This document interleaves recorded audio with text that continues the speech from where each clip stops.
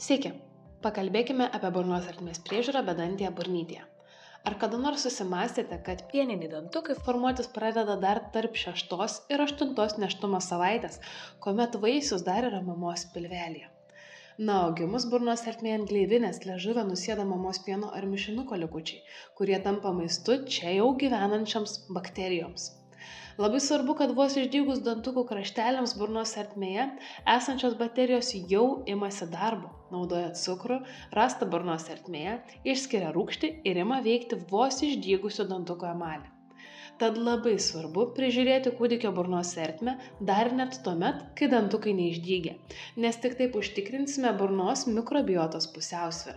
Tai yra pusiausvyra tarp gerųjų ir blogųjų bakterijų gyvenančių mūsų burnos ertmėje.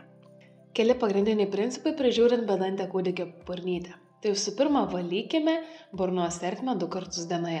Ryte ir vakare tarpe tarp maitinimų. Kaip valyti, netrukus papasakosiu plačiau.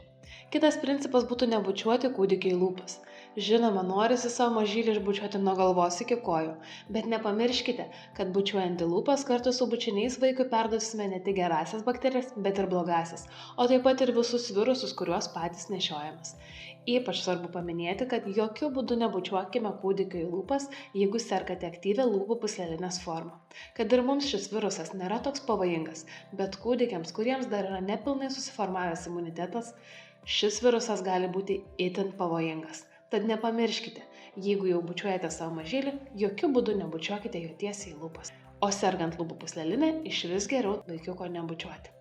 Na ir pagalbinės priemonės, jeigu naudoja tokias pagalbinės priemonės kaip čiulptukai, galbūt kramtukai kažkokie tai, ar jau prasidės primaitinimas naudojam šaukštukus, tai jokių būdų patys nenulaižykite tokių priemonių, nes vėlgi lygiai taip pat kartu su savo seilėmis perduosit ne tik gerasias, bet ir blogasias bakterijas.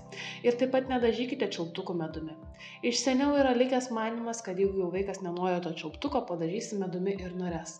Bet ką mes tokiu būdu padarome, tai mes duodame cukraus burnos ertmėje gyvenančioms bakterijoms.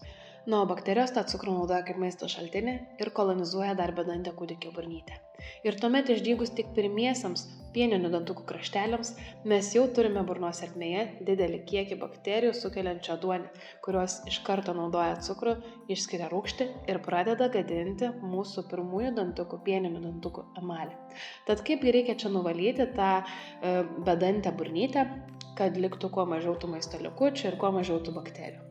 Tai valome apatinio žandikaulio dantenas, viršutinio žandikaulio dantenas ir šis nuvalymas tampa taip pat ir dantenų masažu, kuomet vaikui pradeda dygti dantukai. Taip pat valome žandų vidinį paviršių tiek vienos pusės, tiek kitos pusės. Na ir žinoma liežuvį. Liežuvis yra grublėtas, nelygus, tad čia daugiausiai ir prisikaupia maisto likučių ir bakterijų. Tad labai svarbu nuvalyti 2 kartus dienoje. Na ir užtvirtinkime, tai kaipgi valyti tą bedantę kūdikio burnytę. Tai valome 2 kartus dienoje, ryte ir vakare, tarpe tarp maitinimų. Geriausia būtų 20-30 minučių po paskutinio maitinimo ir 20-30 minučių iki sekančio maitinimo. Bet jeigu tokio tarpelio nepavyksta padaryti, nieko tokio, svarbiausia išvalykime 2 kartus dienoje, ryte ir vakare. Tai visų pirma nusiplaukite rankas, pasimkite švaraus binto gabaliuką, suvilgykite jį su kambario temperatūros vandeniu. Geriausiai švirintų ir atvėsintų, jokių būdų nenaudokite karšto vandens. Ir švelniai valykime kūdikio apatinio ir viršutinio žandikaulių dantenas, liežuvį, žandų vidinį paviršių. Nepamirškite, valome tik tai švelniais judesiais. Na ir binto gabaliukas yra vienkartinis, tad po valymo jį išmetame ir antrą kartą nebenaudojame. Sekančiam valymui imame naują binto gabaliuką.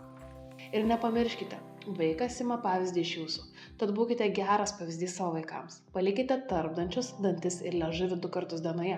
Ne tik savo vaikams, bet ir savo. Ir valykite vaikų akivaizdoje. Kuomet vaikai matys, kad jūs valote tarpdančius dantis ir liežuvį, automatiškai ir jiem fiksuosis, kad šitas įprotis yra būtinas ir reikalingas kiekvieną dieną. Tad sveikų dantukų jūsų šeimai ir iki kitų susitikimų.